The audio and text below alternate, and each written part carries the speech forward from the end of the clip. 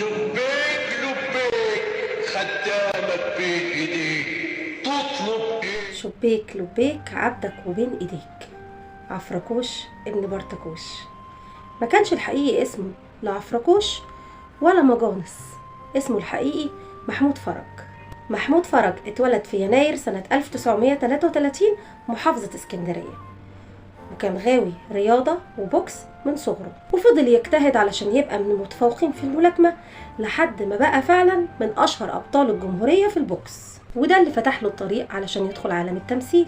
عشان كده هتلاقوا أغلب أدواره في بداياته محصورة في دور الملاكم أو في دور اللي بيستخدم الملاكمة في ضرب البطل.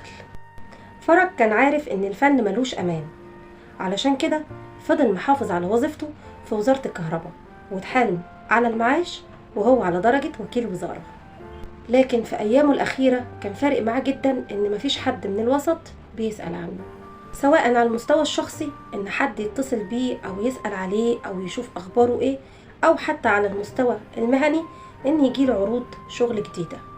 وده للأسف أثر عليه نفسيا بشكل كبير، وفي أواخر أيامه اضطر فرج إن يصرف فلوسه كلها على علاجه من مرض السكر اللي بسببه اضطر إنه يقطع رجله. ده بخلاف إن أثر على نظره بدرجة كبيرة لدرجة إنه مبقاش يشوف من عينه اليمين. وفي يوم من الأيام شركة المية قطعت عنه المية لأنه للأسف مش قادر يدفع الفاتورة. وقتها حس إن مفيش حد واقف معاه، وإن الدنيا مش مستاهلة إن الواحد يبكي عليها، وإن فعلا ملهاش أمان.